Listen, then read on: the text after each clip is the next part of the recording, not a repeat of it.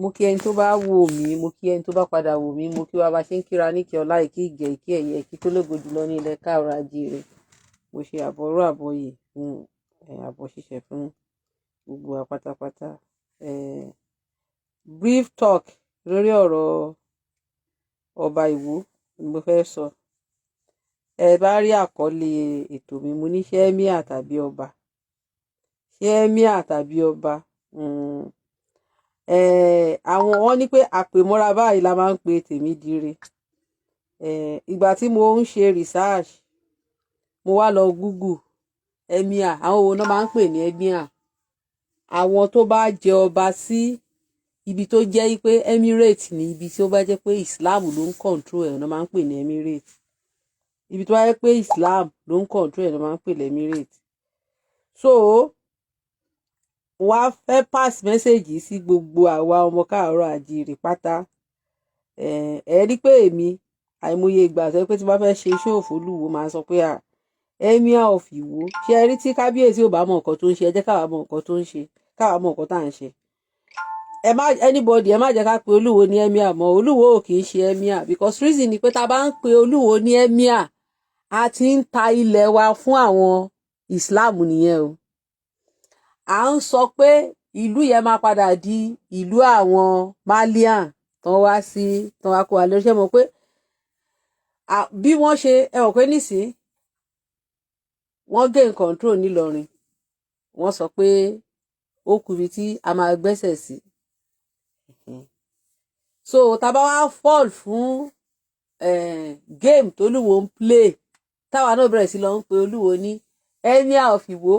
Emir, ṣé mọ̀ pé a ti ń sọ pé a ti ń pe Ìwó ní emirate nìyẹn. A ti ń pe Ìwó ní emirate nìyẹn o. So mo rọ gbogbo wa o, ẹ má pe Olúwo ní Emir mọ́ o. Ìgbà tó fẹ́ jẹ ọba tán bèèrè lọ́wọ́ ẹ̀ pé kí ló jẹ, kò lóun jẹ Emir o, ọba ló lóun jẹ o. Kò lóun jẹ Emir. Kí ló jẹ? Ó ní mo jọba. Kí ló jẹ? Ó ní mo jọba. Ìgbà tó wọ̀ pẹ̀bí kò lóun jẹ Emir. Wọ́n ò ṣe orò Emir f'Olúwo. Àbọ̀rọ̀ àbọ̀yè bàbá mi Tàbúrà Ọláṣílé ẹ káàbọ̀. Wọ́n ò ṣe orò Emir f'Olúwo o. Orò ọba ni wọ́n ṣe f'Olúwo o. Olúwo ń dé adé ìṣẹ̀ǹbáyé. Ẹ má yẹ kó Olúwo máa pe ajá lọ́bọ̀ fún wa mọ́. Olúwo kan ń pa ajá lọ́bọ̀ fún wa ni. Olúwo ò lè búra pé wọn ò ṣòro adé fún un. Adé ìṣẹ̀ǹbáyé t'Olúwo ń dé sórí yàtọ̀ sáwọn adé ẹ̀ẹ̀kan tó lọ import tó fi yẹn ṣe gangan fún wa. Tí Olúwo ò bá ṣòro adé, tó bá dé adé yẹn orí ló máa fọ́pa. Ẹ mọ̀ káwọn bàbá wa ní caution and tradition. Ṣé rí tí a ò bá kọ́ máa pajá lọ́bọ̀ fún wa mọ́, àwa gan ti já. Ṣó ti yé yín sí? Ẹ wo b'Olúwo ṣe múra. Olúwo máa disgrace àwọn baba ńlá wa. Ọ̀pá àṣẹ tó wà lọ́wọ́ ẹ̀ yẹn, ọ̀pá àṣẹ àwọn òrìṣà ni. Ó ké òrìra òrìṣà. Fìlà tó dé ìyá abetí ajá style Ọ̀rúnmìlà ni. Ìlẹ̀kẹ̀ ló invent ẹ̀. Àwọn wọ̀nyí dẹ̀ l'Olúwo dẹ̀ máa lanu gbàgà. Orí ìtẹ́ t'Olúwo jókòó sí, àwọn òrìṣà ló nìtẹ́ o, kì í ṣe Tẹ̀lú tó gbé adé lọ sí Ìwó, kì í ṣe mùsùlùmí o. Olúwo sọ pé ọmọ odù nígbà náà, Ọọ̀ni tó wàjà tó jẹ́ bàbá Lúwo Gbàgídá. Tẹ bá ti mọ àwọn tó bá ti ń jẹ́ ọba lẹ́sùn, ọba ní kinní kan, ọba ní ẹ ti mọ̀ káwọn ọmọ Ọbàtálá ló ń jẹ́ orúkọ yẹn. So ṣe rí pé Olúwo gan ò mọ bàbá ẹ̀. Olúwo ò mọ bàbá ẹ̀. Aládé ṣẹ́ṣẹ́ fún dẹ̀ ni bàbá Tẹ̀lú. Lineage adé ṣẹ́ṣẹ́ fún òun ni bàbá Tẹ̀lú ti wá. So which means pé tí ó bá jẹ́ pé descendant Tẹ̀lú ni Olúwo, á jẹ́ pé lineage Ọbàtálá l'Olúwo ti wá. A jẹ́ pé lineage Ọbàtálá, Ọbàtárìṣà, ọba takuntakun lóde Ìrànjẹ́, mọ̀rímọ̀rí tó ń mọrí ọmọ tuntun, ọba àlàfùfù gbòkanlẹ̀ á jẹ́ pé lineage ẹ̀ ni Olúwo ti wá but ǹjẹ́ ti máa dúró ṣó tó Olúwo ti ṣe tó ti fi rọ́bìṣì Ọbàtálá.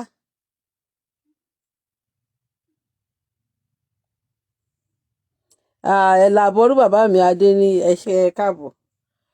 ìjẹ́ ẹ mọ adúrú ṣó tí Olúwo ti ṣe láyé yìí tólúwo ti fi rọ́bìṣì òrìṣà ńlá torí pé Olúwo gan fúnra rẹ̀ mo ṣe sọ pé èèyàn tí ò mọ sítórì ẹ̀ ṣé òun ló fẹ́ máa sọ sítórì wá fún wa. ó ṣò pé Olúwo fúnra ẹ̀ kò mọ sítórì ẹ̀ nígbà tí ìṣe pé bóyá Odùduwà ò kì í ṣe Ibrahim tó fẹ́ àbúrò ẹ̀ tó ń bá àbúrò ẹ̀ sùn wọn ń ṣe bẹ́ẹ̀ níran wa.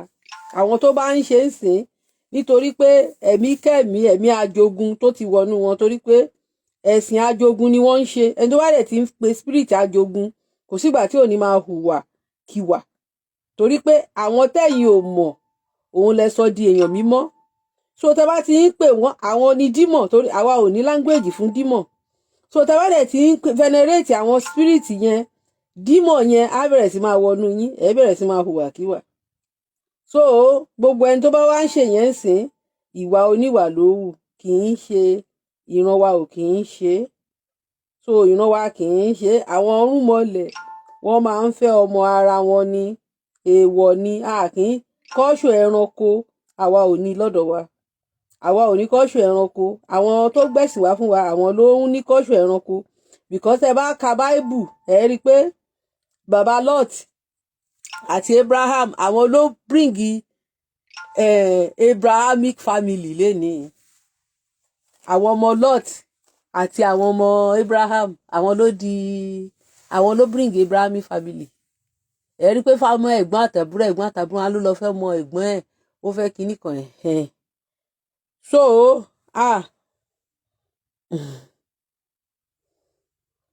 bẹ́ẹ̀ ni bàbá mi àbọ̀rọ̀ àbọ̀yèdè black long time o you have not contacted me what happen so kí ni mò ń try láti sọ ni pé so tó bá happen yìí pé Olúwo gangan ò mọ history ẹ̀ ọba tí ò mọ history ara ẹ̀ ṣé òun ló wá ń líǹkì wa Abraham tólúwo ń sọ pé ó jẹ́ bàbá ńlá òun Iraq náà ti bí Abraham àwọn Jew ìlú tó ti bí Abraham wọ́n máa ń lọ sí ibẹ̀ ó ní nǹkankan mo ti ní ẹ̀ tí bàbá mi sọ tó máa lọ ń ṣe bíi pé bíi bọ́pá wa náà bá ṣe ń pay homage sáwọn ancestors wa làwọn náà ṣe bá ń lọ síbẹ̀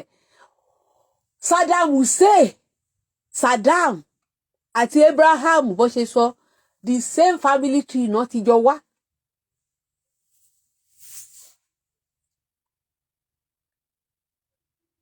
àtọ́yìnmọ́dì bóyá wà lórí club mi ì sọ fún gbogbo wọn pé mo fẹ́ ṣe show mú wọn pé wọ́n máa padà wá wò ó so mo lè jẹ́ kí n lọ sórí báyìí bóyá mo lè inform wọn kò tiẹ̀ sí fóònù yẹn nítòsí mi fóònù tí wọ́n fi sọ fún wọn pé mò ń ṣe show kò sí nítòsí mi bàbá fádà rẹ bá mi gbé sórí group so kí ni mò ń gbìyànjú sáwàtọ̀ ni pé ẹni tí Olúwo sọ pé a bá tan fámìlì Saddam Hussein ẹjọ́ bá mi bèrè lọ́wọ́ Olúwo pé ṣé Olúwo ní DNA Saddam Hussein ara descendant Abraham ni Osama bin Laden ẹjọ́ ṣé Olúwo àti Osama ṣé wọ́n jọ ní DNA kan ìran Ibrahim ni Osama ti wá ìran ẹ̀ òun ni Osama bin Laden ti wá ẹjọ́ bá mi bèrè lọ́wọ́ Olúwo pé ṣé Olúwo àti Osama bin Laden ṣé wọ́n ní DNA kan náà ẹ bá mi bèrè lọ́wọ́ Olúwo because age science la wà ṣé mọ̀ pé láyé àtijọ́ àwọn bàbá wa náà ti ń ṣe DNA kó tó di pé àwọn tán ni wọn fẹ́ mọ̀ pé ká má ṣe DNA wa mọ́ ìpọ̀ tí ń sin àwọn òyìnbó ti wá gbé advance DNA wá wọ́n ti wá gbé advance DNA wá so kí ni mò ń gbìyànjú láti sọ ni pé gbogbo nǹkan tí Olúwo fi ṣe ẹ̀ṣọ́ yìí yàtọ̀ sí aṣọ tó wọ̀ tó jẹ́ pé gíní ìlẹ̀kẹ̀ everything pátá àwọn ancestor tó Olúwo hate àwọn ló invent ẹ̀ àwọn ancestor tó Olúwo hate tó Olúwo sọ pé kí wọ́n pa tiwọn rẹ́ yẹn àwọn ló invent ẹ̀ Olúwo wá choose ancestor títí ẹ̀ nínú ìwé tó jẹ́ pé àwọn tí ó ti ẹ̀kọ́wé igan Olúwo ò mọ̀ wọ́n rí torí pé wọ́n ti wá interpreti èdè yẹn, wọ́n ti interpreti ìtàn onítàn sédè wa. Olúwo ti wá sọ ìtàn onítàn, ó ti wá sọ di heritage ẹ̀. Olúwo wá ní pé kí ìran ti tèun, ìtàn tèun o, orírun tèun o kó parẹ́, orírun ìran míì kó wá take over ilẹ̀ bàbá òun. Olúwo ò ronú pé ǹjẹ́ tí n bá lọ àwọn ọmọ tí mo bí sílẹ̀ kí ló máa ṣẹlẹ̀ sí wọn. Òyìnbó kì í ronú bẹ́ẹ̀. Mo dúpẹ́ tẹ́ bá sọ pé a wá gbé lóyìnbó, a gbé lóyìnbó, a wá kẹ́kọ̀ọ́ lára wọn, akẹ́kọ̀ọ́ lára wọn. Àwọn bàbá ńlá wa dẹ̀ ní self preservation. Tó yẹ pé àwọn bàbá wọn ò ní self preservation ni kíní àwọn bàbá wa ìbá ti collapse. Ìbá ilé legacy tó ń fi sílẹ̀ òun ló sì hold wa di àsìkò tá a wà yìí. Self preservation tó ń dẹ̀ ní nígbà yẹn a sì rí àwọn tó yẹ pé dìsín they are still keeping the tradition. Àwọn tó dẹ̀ keep tradition yẹn àwọn ló help generation wa. Oluwo can never enter Saudi without. How can Oluwo enter Saudi with visa? Báwo ló ṣe fẹ́ wọ Saudi láì ní visa? Olúwo ò tó bẹ́ẹ̀. Olúwo gan tó bá Olúwo kàn ṣe jẹ́ ọba yẹn, gbogbo ọba tó Olúwo jẹ yẹn Nàìjíríà ló ti níyì. Tó bá ṣe bá ara àwọn ọba wa ní Saudi jọ́ sí gbogbo lọ sí orílẹ̀ tó ń ṣe nǹkan ìwọ̀ tó ń ṣe orílẹ̀, Olúwo will be treated as a common man. Ṣé ṣe bá rí gbogbo àwọn ọba yẹn tó Olúwo bá lọ sí Saudi, they are going to treat him as a common man. Even honor tí wọ́n máa fún àwọn tó wá láti UK wọn ò lè f'Olúwo torí pé Nàìjíríà ló ti wá ní Saudi Arabia. Hey, I'm not on YouTube. I have a YouTube channel. I'm not using it. Maybe I will start using it now. I have a YouTube channel for a very long time, but I've not been using it. Honor tí wọ́n máa fún àwọn tó wá láti UK, àwọn tó wá láti China. Ẹ mọ̀ káwọn Chinese wọ́n bá àwọn náà àwọn technology things. Respect wọ́n máa fún àwọn Chinese tí wọ́n tiẹ̀ kì í ṣe Muslim bóyá tọ́pọ̀ torí business tó wá sí Mecca. Wọ́n ò lè fún Olúwo gangan fúnra rẹ̀. Wọ́n ò mọ Olúwo rí. Gbogbo àrólé Olódùmarè tólúwo bá dé Mecca tó bá sọ pé òun jẹ́ àrólé Àláwù, mi ò rò pé Olúwo lè padà sílé. Kó dé Mecca kó sọ pé àrólé Àláwù lòun, tó sọ pé òun jẹ́ àrólé Olódùmarè ní Nàìjíríà. Tólúwo bá dé Mecca kólúwo sọ pé bóun ṣe wà yìí o àrólé Àláwù ni ń. Kólúwo dé Mecca léde kó sọ pé àrólé Àláwù lòun, pé òun ni àrólé Àláwù, òun lòun rólé di Allah.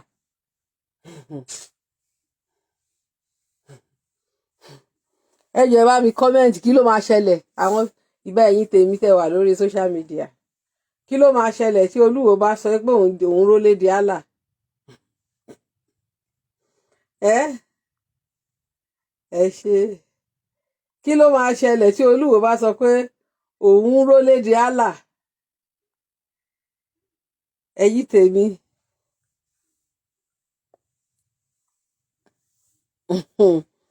Exactly bàbá mi. Ọba Sókótó gan ó wà àṣekínní ju Olúwo lọ. Kólúwo lọ sí Mecca kó sọ pé òun rólé di Allah. Team Black ní àwo lọ.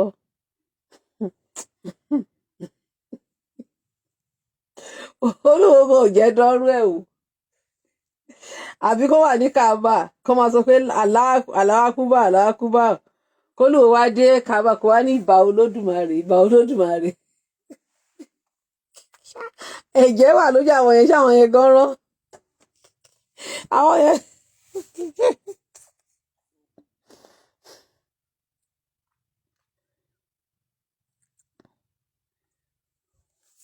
Exactly. The Black ti fẹ́ ṣe mí léṣe.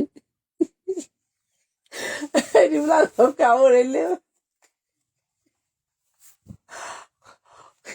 Bí Olúwo dé kó dé Mecca tó bá sọ pé Allahu Akbar, kó wá máa kígbe ní òkìyẹ pé kó máa sọ sábẹ́ lẹ́nu kó máa jẹnu lábẹ́ pé ìbà Olódùmarè kó rà wá jẹ ṣùgbọ́n kó wá pariwo àbí kó tiẹ̀ débi òkúta tó máa ń là yẹn kó wá ní ìbà Olódùmarè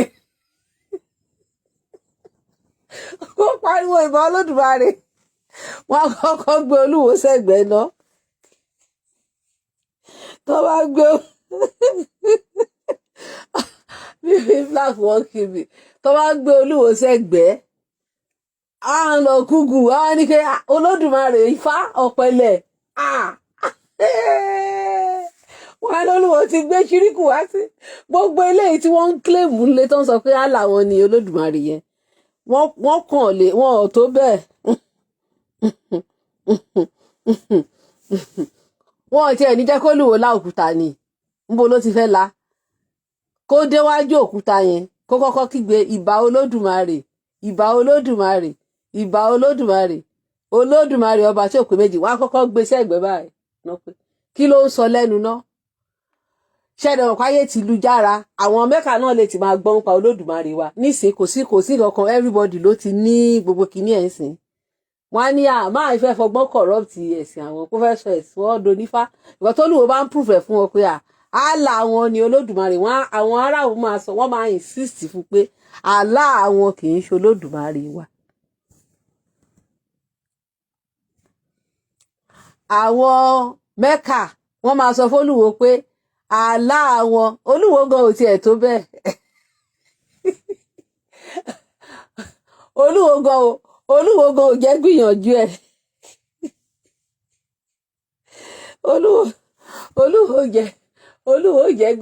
ẹ̀ Olúwo jẹ́ gbìyànjú ẹ̀ ìbà Olódùmarè kò tó bẹ́ẹ̀ a wà ní gúrùpù àwọn Júù ṣebí dín black ṣe bá ti jọ wà ń bẹ́ẹ̀ ni kí ni wọ́n ṣe ta ló sọ pé Olódùmarè láàrin yín lọ́jọ́ yẹn kí wọ́n ṣe wọ́n ṣarí fún wa tán ni èmi mo káwọn dín black lọ a wà pẹ̀lú àwọn Júù à ń ṣe discussion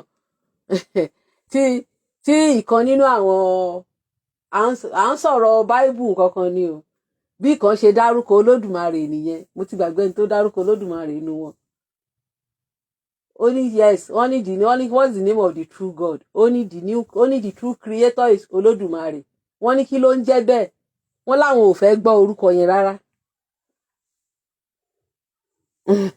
thank you Dean Black wọ́n ní only the true creator is Olódùmarè that's the creator my forefather knew Olódùmarè that's wọ́n láwọn kí ló ń jó Olódùmarè wọ́n ní no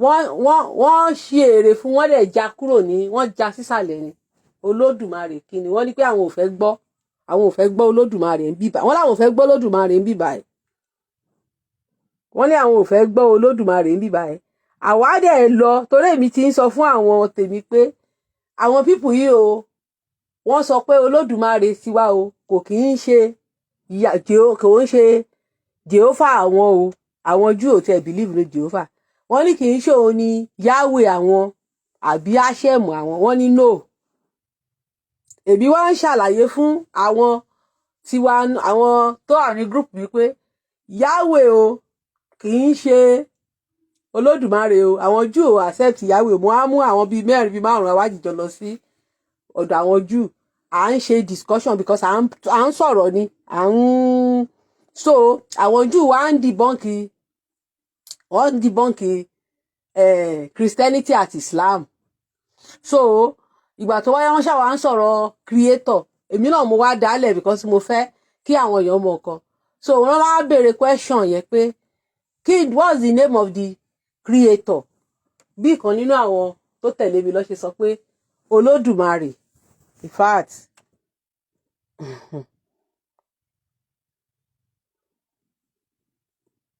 Pastor Káyọ̀dé okay yes I remember now yes wọ́n yarí tó yẹ pé in fact mi tẹ̀tí ìrúrú ìbínú yẹn rí wọ́n sọ di wàhálà sí wa lọ́rùn ni pé kí la mí pé ta ló ń jẹ́ Olódùmarè pé no àwọn ò gbọ́ orúkọ yẹn rí àwọn ò dẹ̀ fẹ́ gbọ́ ń bí pé so Olódùmarè tiwa a ti sọ̀rọ̀ Ifá fún wọn o tó dẹ̀ sọ pé Ifá wà òkè o táwọn kan tẹ̀ sọ pé àwọn fẹ́ lọ kọ́fá pé báwọn làwọn ṣe lè rí ìwé Ifá wọ́n ní wọ́n láìkí wa pé a wà proud of our heritage wípé wọ́n láìkí wa pé Okay, thank you for reminding me the black. Wọ́n ní pé wọ́n like àwa wípé àwa ò sọ pé Júù ni wá bíi tàwọn Ìgbò tó ń sọ pé Júù làwọn. Wọ́n ní wọ́n like wa bá ṣe ń sọ̀rọ̀ Ifá títí wa pé àwọn ò tiẹ̀ mọ̀ pé a ní nǹkan tó wà comprehensive bẹ́ẹ̀ yẹn. So àti wá sọ story Ifá yẹn fún wọn bí Olódùmarè ṣe rán àwọn Ọ̀rúnmìlà kọ̀ọ̀kan. Wọ́n wá sọ wípé ní Judaism ní Rabani Judaism àwọn sọ ìtàn ti tàwọn nìyẹn. Kẹ́nìbọ̀dì má wàá change ẹ̀ máwọn lọ́wọ́. Ìtàn títí wa náà àwọn ò fọ́ọ̀sì wa láti gba ti tàwọn. Bọ̀yẹn tó bá fẹ́ change ìtàn máwọn lọ́wọ́ wọ́n láwọn ò kì í gbà. Kéèyàn kan wá change ìtàn àwọn ẹ wá lọ fi ìtàn míì replace ìtàn àwọn àbí kẹ́ lọ dárúkọ God míì táwọn bàbá wọn ò gbọ́ rí wọ́n láwọn ò ní gbà. Yes, they were ready to support us. Yes, they were ready to support us. So, and they were ready to even learn our Ifá. Wọ́n were proud of it. Pé wọ́n nítorí pé ẹ̀sìn àwọn fàyè gbà wọn káwọn seek for more knowledge.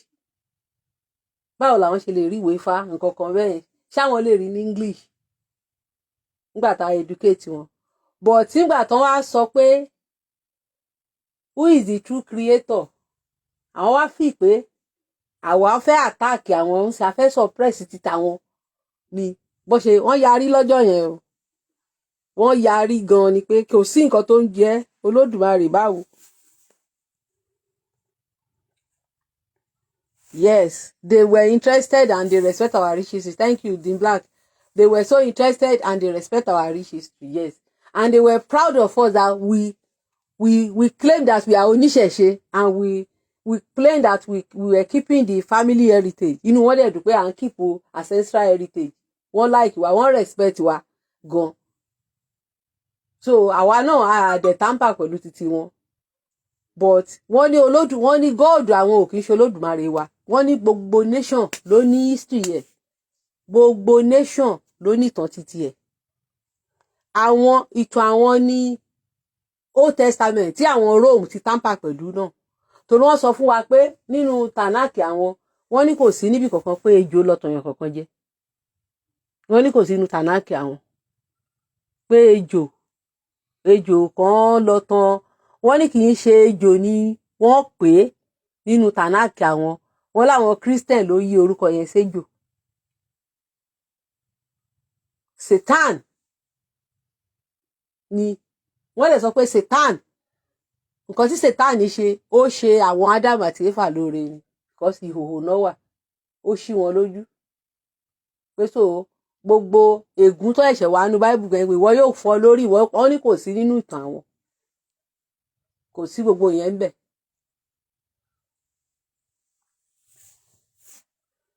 So kí là ń gbìyànjú láti sọ ni pé so eléyìí tí àmúlùmálà Olúwo náà mọ truth o Olúwo mọ òótọ́ o kọsẹ̀ bá mọ Olúwo ẹ mọ̀ pé alágbárí gidi lolúwo o ẹ mọ̀ pé ọmọ Ìkò gidi ni bàbá o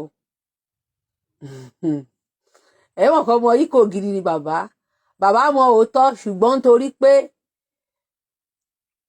láti sọ kò fẹ́ gbà fún kò fẹ́ submit fún òótọ́ yẹn òun ló ṣe ń pe Olódùmarè tó ń pe Olódùmarè instead kó máa pe Allah because Olódùmarè ò ní kankan ṣe pẹ̀lú Quran Olódùmarè ò fún ànábì mọ́mọ́ ní àyà even nínú àlùkùrán gan Jubril náà ló bá Muhammed sọ̀rọ̀ ẹjọ́ ẹ̀yin mùsùlùmí tẹ́ ń wò mí ṣe ibo ni Allah ti bá ànábì sọ̀rọ̀ ṣebí Jubril náà ló bá ànábì sọ̀rọ̀.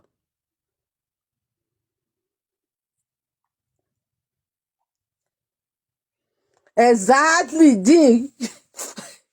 Thank you for reminding me. Yes, they asked us to go and research more about our history. That we have the wrong history by claiming that Olodumare is their creator. And when we told them that, we now told them that it was when they interpreted the Bible to our language. And they said that it was a translation error. And when they interpreted Bible to our language, they interpreted their God as Olodumare in our book. And they said that is falsehood. Wọ́n ní falsehood ni.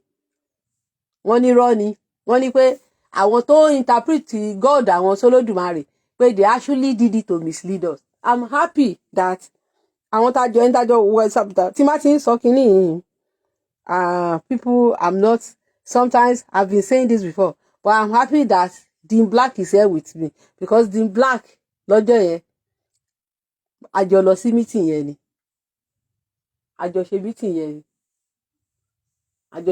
yẹn ni pẹ̀lú àwọn Jewish rabbi àwọn rabbi Jew àwọn tó jẹ́ kò ń ṣe àwọn Messianic Jews o àwọn Orthodox Jews a jọ ṣe meeting papọ̀ ni tó dẹ̀ sọ pé Olódùmarè tá à ń pè nú Bible Yorùbá yẹn wọ́n ní fake ni wọ́n ní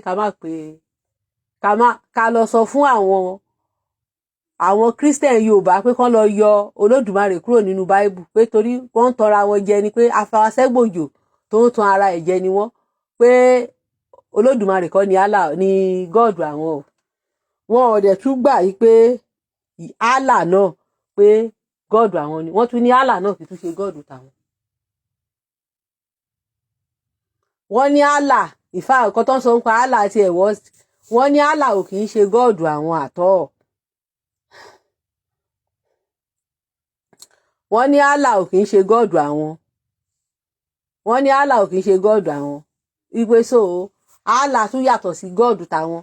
So the question is that nígbà tí àwọn Jew tó bá sọ pé Allah ó dẹ̀ pé Dean Black ṣé a jọ lọ sí ti tàwọn Muslim yẹn náà ní lọ́jọ́ yẹn táwọn Muslim yẹn náà tún fi sọ pé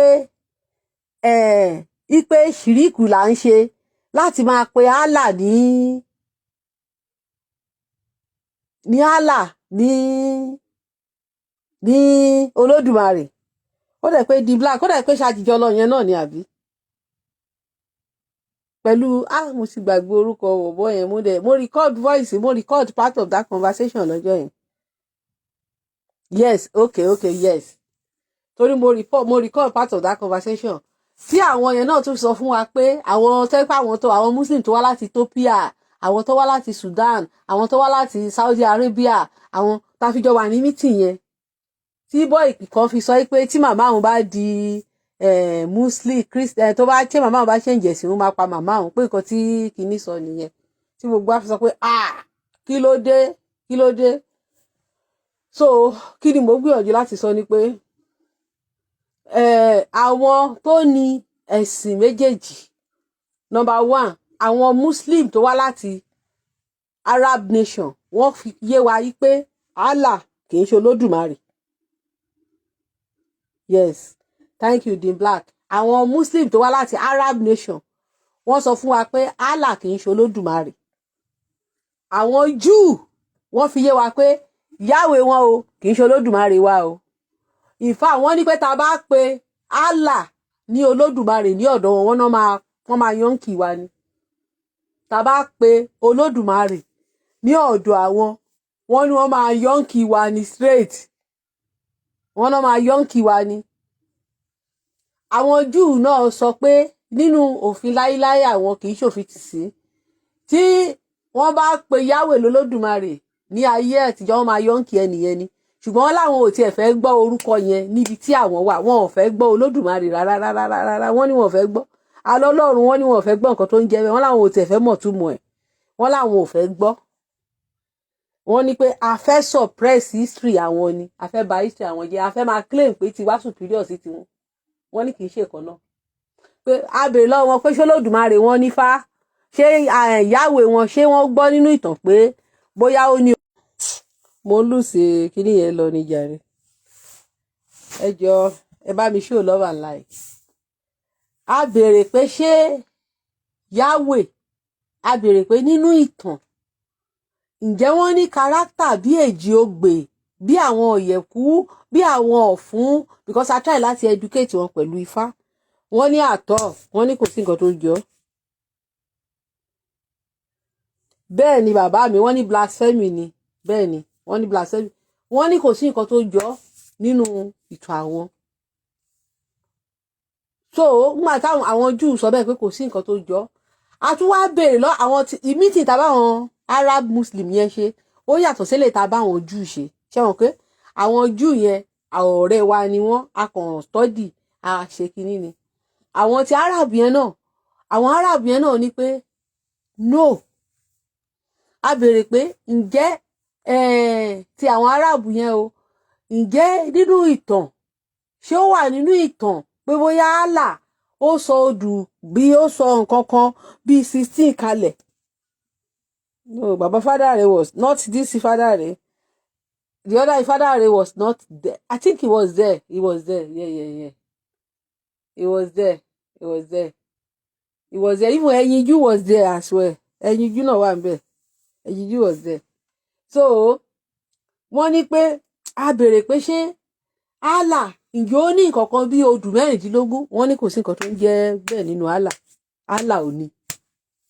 Àwa ní pé but nínú tradition wa ní pé wọ́n sọ fún wa pé Allah náà ni Olódùmarè táwọn bàbá wa ń sìn.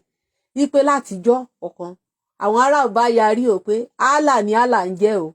Ní pé tá a bá dé àwọn Islamic kìíní ká má tiẹ̀ gbìyànjú ẹ̀ rárá pé tá a bá gbìyànjú ẹ̀ pẹ́rẹ́rẹ́.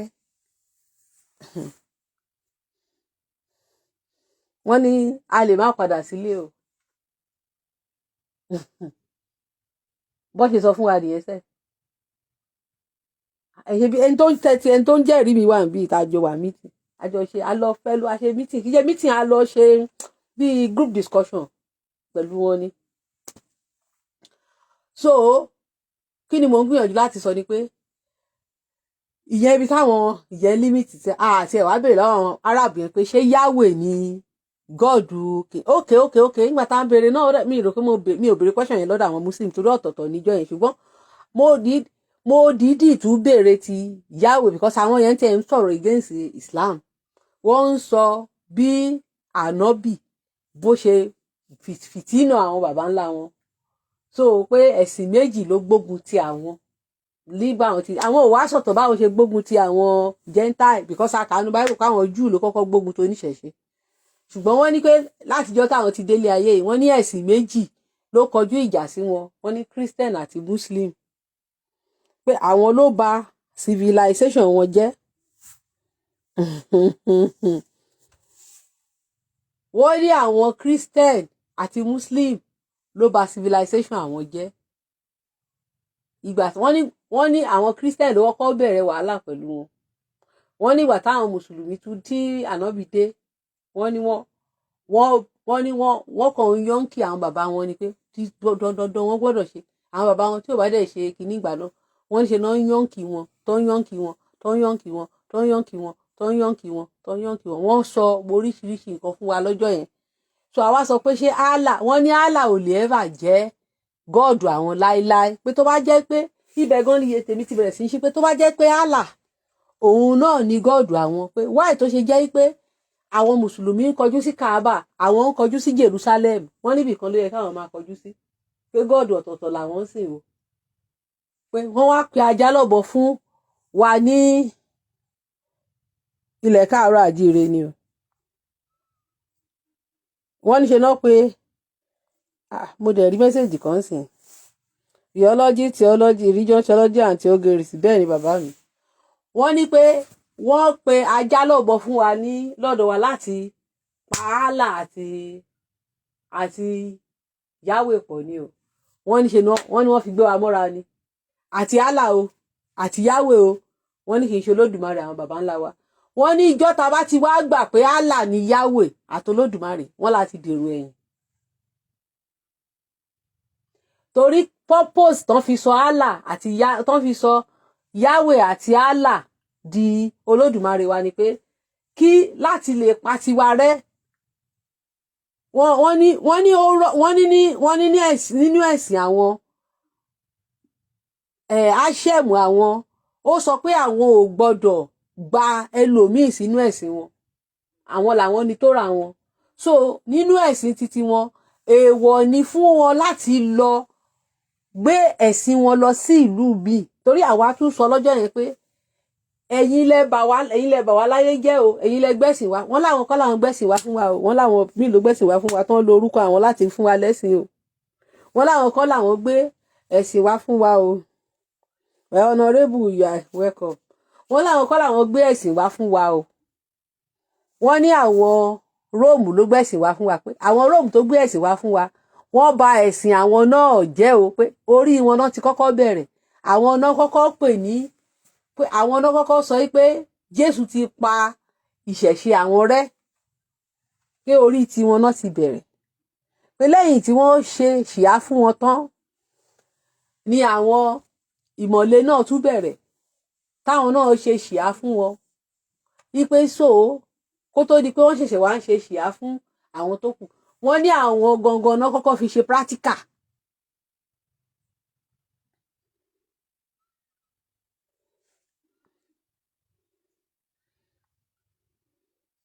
Thank you, Dean Black, that you are here with me to testify this issue. Yes. Wọ́n sọ pé àwọn ni wọ́n kọ́kọ́ fi ṣe practical. Wọ́n ní gbogbo practical tó bá kù tó bá ṣe fún àwa. Wọ́n ní practical tó ń ṣe fún wa, wọ́n ní kò lè tó practical tó ń ṣe fáwọn. Ipe àwọn náà kọ́kọ́ fi ṣe practical. Kó tó di pé wọ́n á sọ̀dọ̀ wa, wọ́n ní ká má jẹ́ kó tàn wá jẹ mọ́ o. Allah o. Àwọn mùsùlùmí yẹn ló ti kọ́kọ́ sọ yẹn. Ọ̀tọ̀ọ̀tọ̀ ni meeting, ọ̀tọ̀ọ̀tọ̀ ni kìíní tá bá wọn ṣe.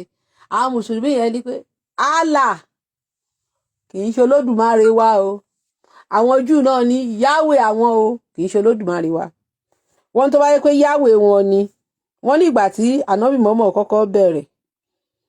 You are welcome bàbá mi, ìgbìyànjú. Wọ́n ní ìgbà tí Ànábì kọ́kọ́ bẹ̀rẹ̀, wọ́n ní pé Ànábì máa ń kọjú sí Jerusalem. Wọ́n ló kọ́kọ́ tan àwọn bàbá wọn jẹ pé Jerusalem ni wọ́n kọjú sí. Wọ́n nígbà tó yá báyìí bá Ànábì ṣe sọ pé gbogbo Júù gbọ́dọ̀ máa fèsì Káàbà ni. Àwọn Júù kò dàbí àwa o. Ọmọ kékeré Júù ó mọ ìtàn. Ṣé rí ọ̀rọ̀ àwọn Júù dàbí àwọn babaláwo ni. Àwọn tó ń ṣe rabbinic Jews wọ́n dàbí babaláwo ni. Tẹ́ bá pàdé àwọn babaláwo tó kọ́ Ifá.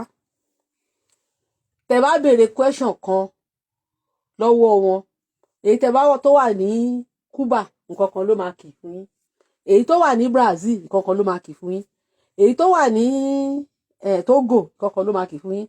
Èyí tó wà ní Portugal nǹkan kan ló máa kì fún yín.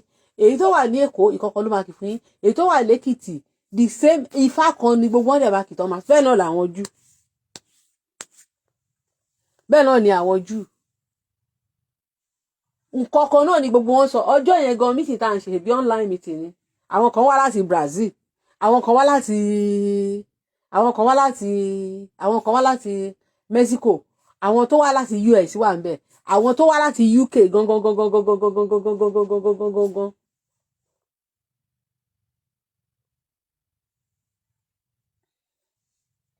Àwọn tó wá láti UK wọ́n wà ńbẹ̀. Akẹ́gbẹ̀ẹ́ àti mo tẹ́ sọ pé Rabbi Escobar tí Rabbi yẹn sọ fún mi pé mo gbọ́dọ̀ lọ kí Rabbi Escobar ní Canada kó tó kú o, pé Rabbi Escobar ti dàgbà. Ipe so mo ní láti tí wọ́n sọ pé mo like Rabbi Escobar, pé mo ní láti lọ kí Rabbi Escobar ní Canada kí ni láti appreciate Rabbi Escobar, pé látìgbà tí mo ti ń gbọ́ lecture Rabbi Escobar òun ni ọpọlọ mi bẹ̀rẹ̀ sí ní ṣí. Torí Rabbi Escobar wà lára àwọn tó ṣí mi ní brain. Wọ́n á sọ pé mo ní láti lọ fẹ̀mí ìmoore hàn.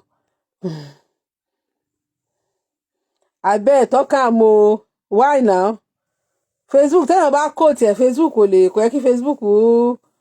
kí Facebook block èèyàn. Tẹ́yàn bá post Bible verse kẹ́yàn máa kó yọ nínú Bible verse ni. But tó bá dẹ̀ yẹ kó máa block, no worry bàbá mi, no worry. So kí ni mò ń gbìyànjú láti sọ ni pé wọ́n sọ pé Rabbi Escobar wọ́n ní pé mo ní láti lọ kí Rabbi Escobar ní Canada. Mo sọ pé bàbá yẹn, mo ní pé bàbá mi, mo tún pe Rabbi Escobar ní bàbá mi. Wọ́n ní láyé, wọ́n ní ní ẹ̀sìn àwọn, wọ́n ní wọn kì í pe Rabbi ní bàbá o.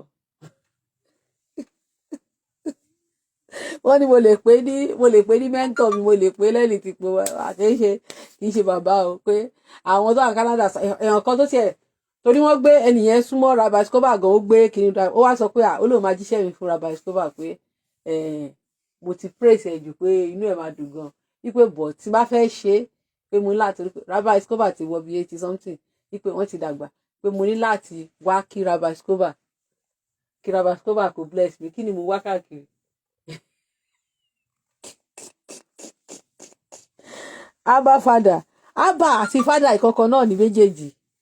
ìkankan náà ni ìkankan náà ni àbá ni àbá fádà ni ìkankan náà ìtumọ̀ kan náà ni because àwọn Júù èdè táwọn Júù ń sọ ń sìn ó yàtọ̀ sí Aramaic ó yàtọ̀ sí èdè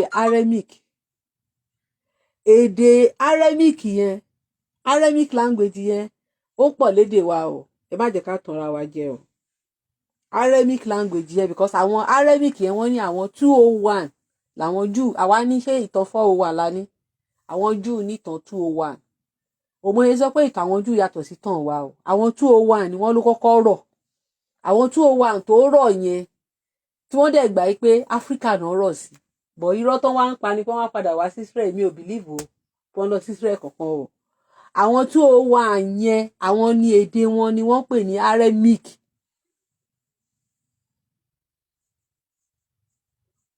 èdè àwọn 201 yẹn ni wọ́n pè ní Aramaic language because èdè yẹn èdè Aramaic yẹn èdè tí wọ́n ń sọ ní ọ̀dọ̀ wa nílẹ̀ Yorùbá ó pọ̀ nínú ẹ̀ o àwọn tán ló kọ́kọ́ tẹ̀lé ayédò o tẹ́ bá lọ wo ní dictionary àwọn Júù o kódà the first man tí wọ́n náà kọ́kọ́ dá èdè tí wọ́n ló sọ tẹ́ bá gbọ́ ń dẹ́ o ìtumọ̀ èdè káràmù ni o Ọlọ́run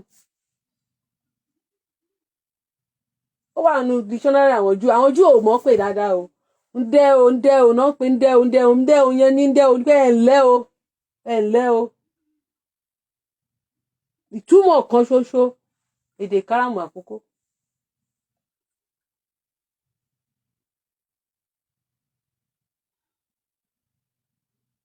Yes, they don't have their they don't wọ́n ní bóyá wọ́n ní 401 yẹn tí ń wò sí nínú kinní wọn so nínú Tanakh àwọn Júù àwọn 201 yẹn ló kọ́kọ́ gbélé ayé yìí àwọn ni wọ́n create earth àwọn ni wọ́n create àwọn ènìyàn àwọn ni wọ́n sọ pé let us create man in our own image so nínú àwọn 201 yẹn ìkan nínú wọn ni God of Israel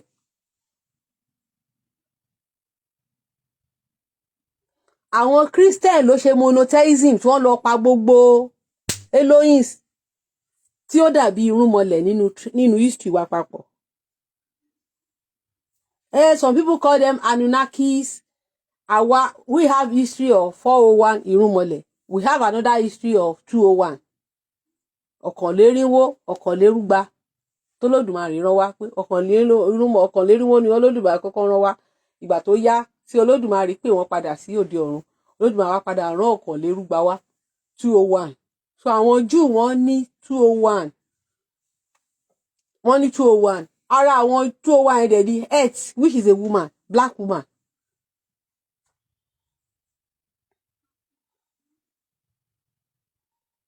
Yes, they don't die, yeah. So àwọn Júù ò pè wọ́n fún wa ní Anunnakis. Àwọn Elohims náà pè wọ́n. Elohims. So àwọn Elohims yẹn, one Elohim is Eloah. And when you mention Elohim, you are talking about multiple gods, that 201 gods. But when you mention Eloah is one. And among those 201 gods, ìkan nínú wọn ni God of Israel. Ìkan nínú kò ń ṣe Olódùmarè. That's why tí àwọn Júù fi máa sọ fún yín pé God of Israel is God of Abraham, Isaac and Jacob. Kò ń ṣe God any other race. Àwọn òyìnbó tó gbẹ́sìn wá fún wa, àwọn ni wọ́n wá tàn wá jẹ. Tán sọ pé God yẹn o, òun náà l'Olódùmarè táwọn bàbá wa ń sìn. Ṣé mọ̀ pé nísìn nínú àwọn irúnmọlẹ̀ kí Ògún kó lọ ní covenant pẹ̀lú àwọn ìran kan kó wá sọ pé òun nìkan ṣoṣo ní kán máa sìn. Ìdí nìyẹn tó fi jẹ́ pé Allah ò lè gba ẹbọ míì. Nǹkan tó yí àwọn Muslim wa nìyẹn. Allah kò lè ever gba ẹbọ míì. Àwọn Júù gan ò tiẹ̀ ka Allah gan kún ara àwọn 201 yẹn gan. Tó àwọn Júù gan bíi pé Allah gan ó tún less sí God àwọn. Tẹ́ bá gbé ẹbọ Ọ̀rúnmìlà fún ẹbọ tó yẹ kẹ́ fún Ṣàngó, tẹ́ bá gbé fún Ògún, ṣó máa gbà lọ́wọ́ yín? Ògún ò lè gbà. Bó tiẹ̀ sì jẹ́ pé òrìṣà ilẹ̀ wa ni wọ́n. Ọbalúayé, Ògún, Ṣàngó nísìn. Ẹbọ tó yẹ kẹ́ fún ọba ìlú ayé ẹ lọ gbé fún Ògún ṣógun máa accept ẹ ni Ògún ò lè accept ẹ ká tó wá sọ Allah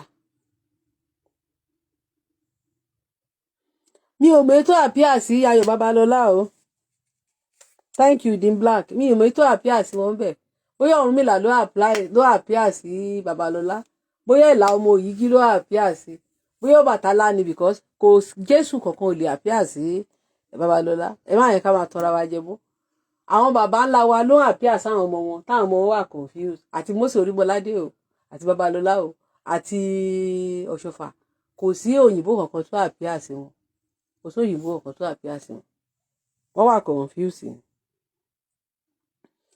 So that's why tó fi jẹ́ pé Allah kò lè gba sacrifice ẹ bá ṣe fún Ògún kí ló kò lè gbà náà Allah ò lè gba sacrifice Ògún kò lè gba sacrifice ilẹ̀ míì sacrifice ti ẹnìkan ló máa gbà so anybody tó bá ti ń pè ní monotheism god àwọn demigod ló ń jẹ́ bẹ́ẹ̀ kì í ṣe universal god the universal creator is not a monotheist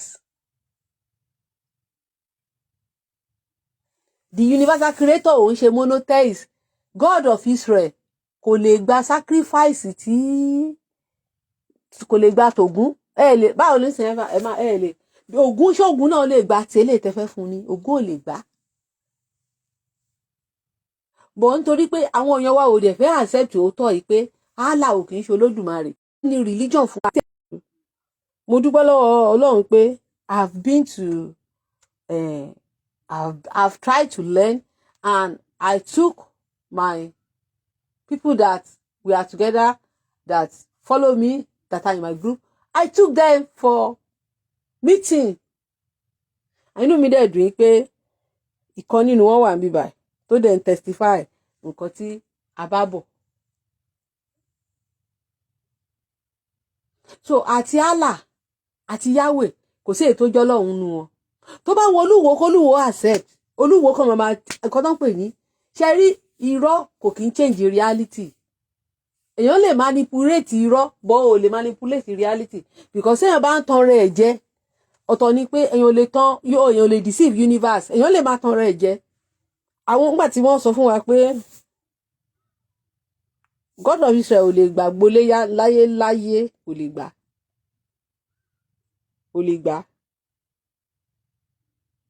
Àdìsá tó sáyọ̀ ẹ káàbọ̀ àbọ̀ rè bó ṣiṣẹ́ o so kí ni mo gbìyànjú láti sọ ni pé èèyàn lè manipulate history but o lè manipulate òótọ́ either o lè má gbà fún òótọ́ but kò lè sọ òótọ́ di irọ́ láíláí bẹ́ẹ̀ ni ọ̀rọ̀ Quran àti Bible Yorùbá ṣe rí Bible Yorùbá àti Quran àkóbá ni fún wa àkóbá ni tó bá jẹ́ pé ìgbà tó wá kọ́ wa ní ẹ̀sìn wọn yẹn kó má tú séde wa kán jẹ́ ká máa kéde wọn kó má tú séde wọn níwà deceived because kò síjọ́ ta máa tú wọn ní ẹ̀bà tú Allah Olódùmarè ẹ wo bó ṣe máa ń parọ́ dáwọn àfà wọn lọ́lọ́run bá ànábì sọ̀rọ̀ even gan nínú Al-Quran Jubril ló ń bá ànábì sọ̀rọ̀ Allah kọ́ ló bá ànábì sọ̀rọ̀ náà Jubril náà ló ń bá ànábì sọ̀rọ̀ Jubril náà ló ń bá ànábì sọ̀rọ̀ exactly bàbá mi Dim Black àmójúpẹ́ Dim Black kéwú gidi gan àwọn tó kéwú gan ni Dim Black kéwú nínú Quran ibo ni Allah ti bá ànábì sọ̀rọ̀ kò sí Jubril náà ló ń bá ànábì sọ̀rọ̀ Allah ti sọ̀rọ̀ nínú Quran Jubril náà ló ń sọ̀rọ̀ tí wọ́n kọ́ lẹ̀ Jubril then ẹ wá ń redefine Ọlọ́run táwọn tàbí bàbá tiwa ti ń júwe fún wa ẹ bẹ̀rẹ̀ sí ń redefine ẹ̀ fún wa ẹ wá sọ Ọlọ́run di oníjà alákatakítí tó sọ pé ẹni tó bá ṣe léyìí o kan sọ lókùpá o kan ṣe lé tó dẹ̀ yẹ pé nínú ìtàn ìṣẹ̀dálẹ̀ wa Olódùmarè ò tiẹ̀ kì í dá sí àfíàsí Olódùmarè ti give instruction through Ọ̀rúnmìlà kò sí ètò kan Olódùmarè mọ́.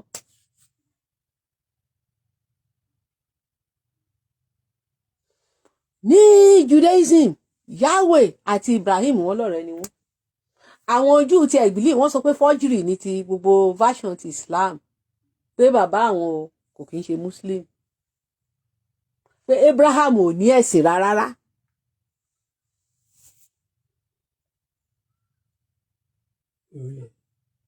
Okay, the 201 and 401 can also speak all languages. I don't know.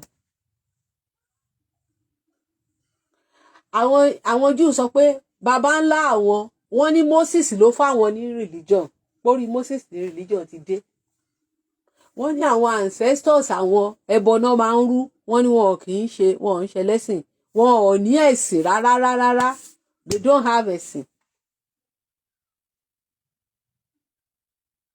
wọ́n láwọn bàbá láwọn àwọn Júù sí wọ́n máa ń dùn àwọn, wọ́n máa ń rò pé bíi pé àwọn Muslim ń lò wọ́n ni àti Christian wípé àwọn ni wọ́n láwọn àwọn ló kọ tó rà bọ̀ lẹ́ni táwọn bá ń sọ version ti tiwọn àwọn èèyàn kì í gbà wọ́n gbọ́ torí pé àwọn òun ṣe evangelism.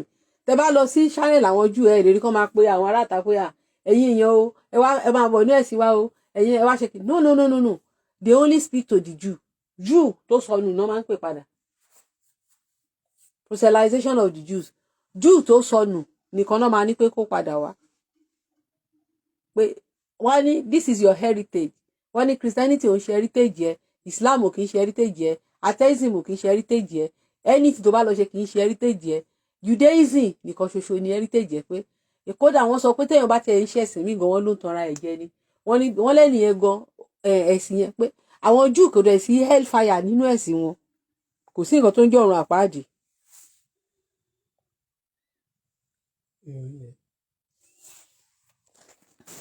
Exactly. Wọ́n tó bá fẹ́ di Júù kó lọ kọ́ èdè Arab. So àwọn Júù ò believe pé kò sí nǹkan tó ń jẹ́ ọ̀run àpáàdì, kò sí nǹkan tó ń jẹ́ ọ̀run iná, kò dẹ̀ sí nǹkan tó ń jẹ́ olùgbàlà nínú ẹ̀sìn wọn. Olùgbàlà ẹni tó bá ti save time tó bá ìgbàlà ẹ̀mí tó wà nínú Christianity kò sí nínú Judaism, kò sí nǹkan tó ń jẹ́ ìgbàlà ẹ̀mí nínú Judaism. Ṣé wọn káwọn Christians sọ pé ìgbàlà ara yàtọ̀, ìgbàlà ẹ̀mí náà ní Jésù wá ṣe fún wa. Nínú ẹ̀sìn àwọn Júù kò sí nǹkan tó ń jẹ́ ìgbàlà ẹ̀mí, ìgbàlà ara nìkan ló wà because ìgbàlà ẹ̀mí tó sọ pé o níyẹn o ò ṣúọ̀, kò ṣúọ̀ fún ẹ, báwo ló ṣe mọ̀ pé o safe.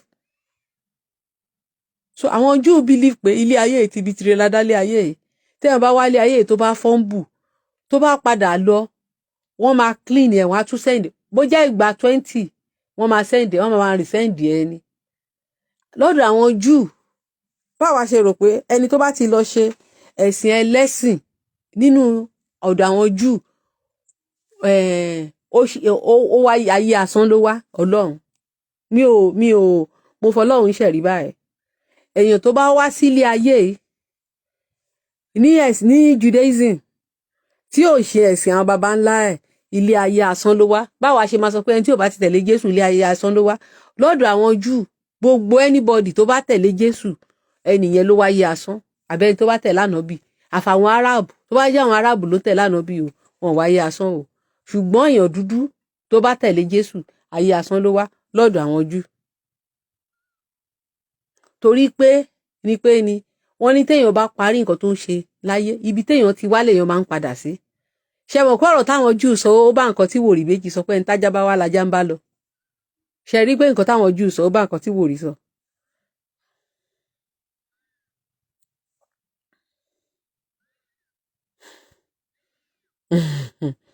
It is true.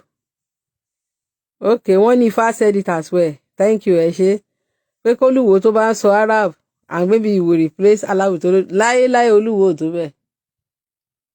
So nǹkan táwọn Júù ẹni tí èèyàn bá ibi téèyàn ti wá gbogbo wa pátápátá ó ní ibi tí gbogbo wa ti wá bí bó ṣe wà ní ẹ̀sìn àwọn Júù nìyẹn.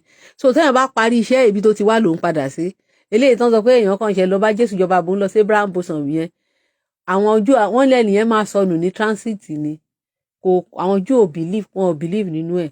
So wọ́n á sọ fún ẹ pé ẹnìkan ò lè kú fún ẹ̀ṣẹ̀ anybody. Ìwọ o gbọ́dọ̀ ìwà ni èèyàn máa fi rí bí dáadáa dé sí tó bá padà nínú ẹ̀sìn àwọn Júù o. Ẹnìkan ò lè fi ẹ̀jẹ̀ kú fún ẹnìkan ò lè fi ẹ̀jẹ̀ ẹ̀ ṣètùtù fún èèyàn kankan. Kódà ṣé mọ̀ pé tá bá tẹ̀lé Old Testament ẹ rí pé God of Israel ó ní pé ọlọ́run owú lòun, ó lóun máa ń bẹ ẹ̀ṣẹ̀ baba wò ní ara ìran kan sí ìran kẹrin. ọjọ́ kan mo wà lọ́dọ̀ àwọn Júù náà wá ń tìrìtì kìíní ẹ̀ wọ́n ní òkè kátẹ̀ wá ní pé Ádámù àti Éfà wà ní bàbá gbogbo wa lóòótọ́.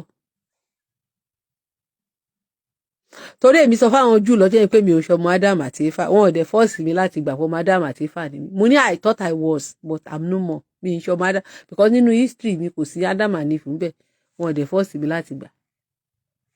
bọ̀ eléyìí tí mo sọ ó ti pẹ́, ó ti tó ẹ̀rọ bí ọdún mẹ́ta báyìí wọ́n tó wá ti wá pé Ádámù àníf ló bí gbogbo wa, wípé ọlọ́run owú tó ń bẹ ẹ̀ṣẹ̀ baba wò lára ọmọ ìran kìíní dé ìran kẹrin ló sọ lórí Adam.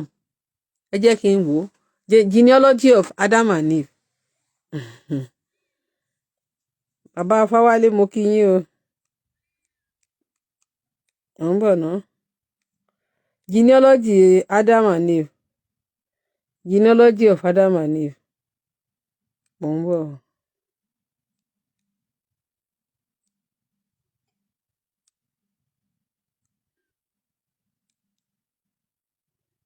genealogy of Adam and Eve. Jẹ́ kí n ṣe kọ genealogy of Noah, of Abraham, genealogy okay jẹ́ ká wà.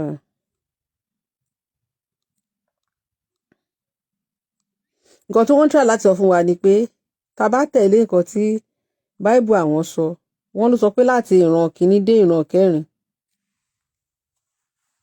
wọ́n ló sọ pé láti ìran kìíní dé ìran kẹrin. ṣé understand? láti tá bá wò báyìí kò dé orí Noah, láti orí Adam Seth, lẹ́yìn Seth Enoch, lẹ́yìn Enoch Canaan, lẹ́yìn Canaan Mahalalel. ṣé ti rí bẹ́ẹ̀ yẹn? kò dé orí Noah gan tó ń sọ pé wọ́n torí ẹ̀ fomi payé rẹ́ gan. pé so tó wá jẹ́ pé tá bá tẹ̀lé nǹkan tí Bible sọ ìjàsọ̀ sí nǹkan tó ń kọ́ wa ní church wípé God àwọn ò sọ pé God owú lòun o tó máa ń bẹ ẹ̀ṣẹ̀ láti ìran kìíní dé ìran kẹrin. so pé gbogbo ẹ̀ṣẹ̀ Adam and Eve yẹn wọ́n ní orí ìran kẹrin ló parí sí. so tó bá dẹ̀ ti jẹ́ pé orí ìran kẹrin ló parí sí, ẹjọ́ báwo ni wọ́n ṣẹ̀ṣẹ̀ wá fi Jésù ṣẹ̀ṣẹ̀ wá gbà ra wá padà. oh thank you so much Dean Black. thank you so much. so wọ́n ní pé tó bá wá jẹ́ pé Adam àti Éfà yẹn ipe tó bá jẹ́ pé ọ̀rọ̀ tí God yẹn ti sọ pé God owú lòun, òun máa ń bẹ ẹ̀ṣẹ̀ baba wò láti ìran kìíní dé ìran kẹrin ló pé. ẹ wá wo báwo ló ṣẹ̀ṣẹ̀ pé so gbogbo ẹ̀ṣẹ̀ Adam àti Éfà tí wọ́n ṣẹ̀ṣẹ̀ ń sọ fún wa ní ṣọ́ọ̀ṣì pé ajogún ẹ̀ṣẹ̀ Adam àti Éfà yẹn ó yẹ kí ẹ̀ṣẹ̀ tí Adam àti Éfà ṣẹ̀ ó ti parẹ́ lórí ìran kẹrin because òun sọ pé òun gbẹ̀jẹ̀.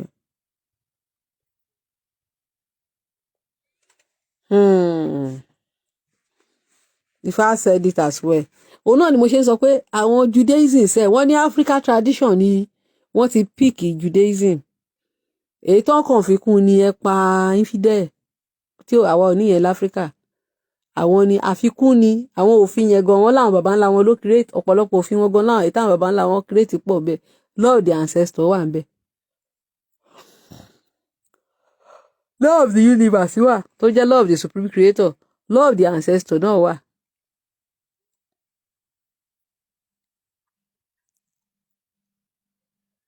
so wọ́n á sọ pé tó wáyé pé ìran kẹrin so kò tiẹ̀ kan Noah gan. ó sọ pé the same Bible wọn náà kò ráwọn Bible wọn ló sọ pé ó ní olúkúlùkù ló máa ru ẹrù ẹ̀ṣẹ̀ ẹ̀ nínú book of Ezekiel.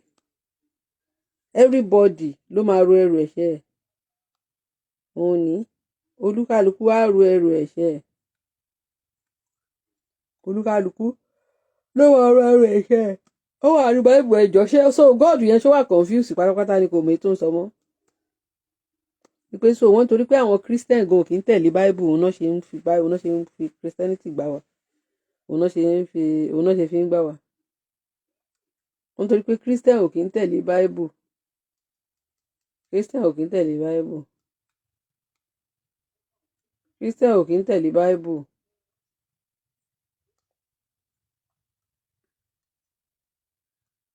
Wọ́n ní Christian ò kì í máa ń tẹ̀lé Bible òun ló kàn sí ẹ̀ òun ló fà á so àwọn kan theology tó ń develop fún wa òun la máa ń tẹ̀lé a kì í tẹ̀lé Bible. Ẹ wo ẹ ṣe gbogbo ẹ̀yin tẹ́ ẹ darapọ̀ mọ́ mi o orun ti ń kùn mí o.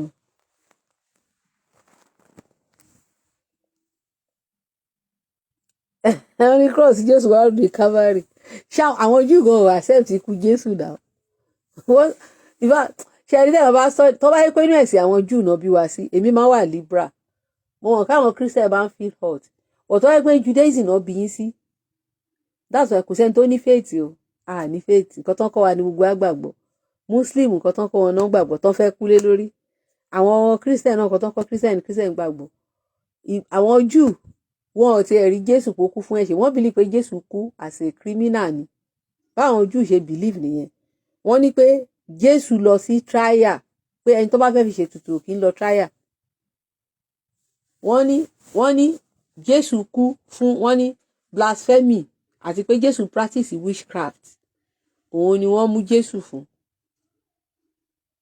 báwọn Júù ṣe sọ nìyẹn wọ́n ní Jésù tó wà nínú kìíní àwọn wọ́n ní wọ́n mú Jésù fún ó practice witchcraft Jésù break the law of the land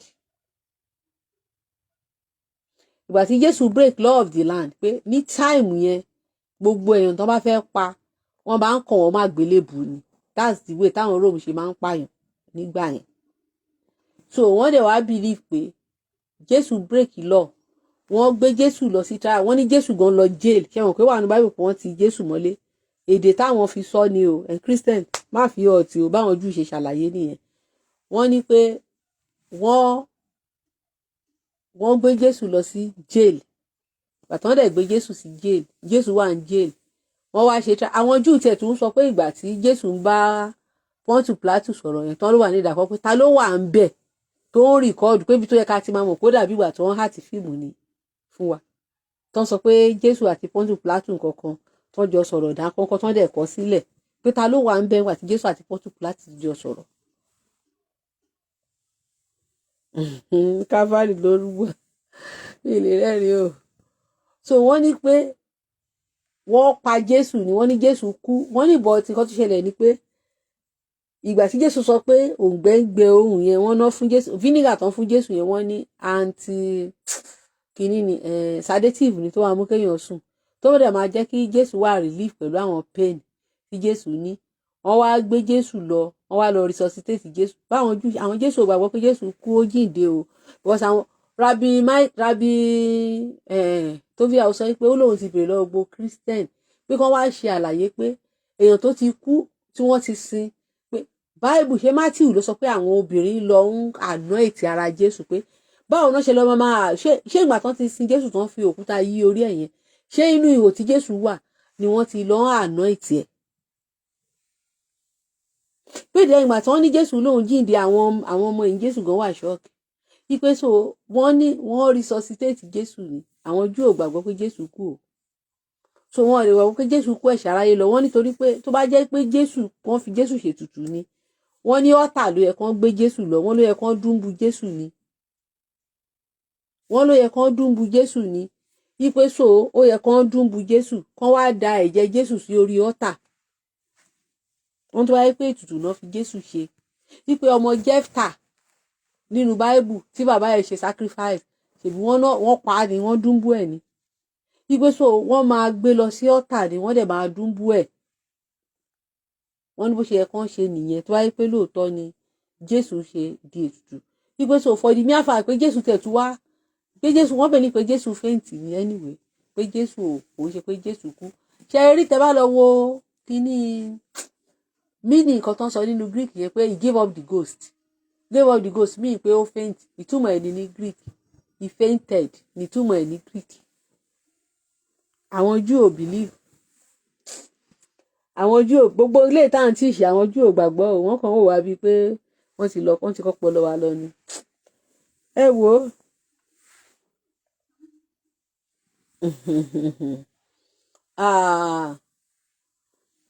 Simi Adebisi, if why is he in Nigerian churches everything? You better repent, the kingdom of God is at hand o. My brother, gba Jésù léni ọ̀la lè pẹ́ jù fún ẹ. Gbà Jésù gbọ́ ìwọ yóò sì yè. Ìwọ àtàrà ilé rẹ tètè gba Jésù gbọ́ o. Ìwọ àtàrà ilé rẹ tètè gba Jésù gbọ́.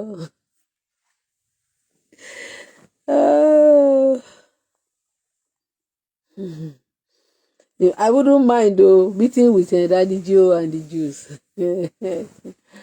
I wouldn't mind. I'm feeling sleepy now. I appreciate everybody who has been with me. So I need to go. Ẹ ṣé o gbogbo ilé o. Ó dìgbà kan náà. Ẹ̀yin tẹ́ darapọ̀ mọ́ mi lóru ẹ tí ẹ try. Ìfá mi mọ̀ pé èrò tí ẹ máa yọ bí eléyìí. Ẹ ṣé gan. Ó dìgbà kan náà.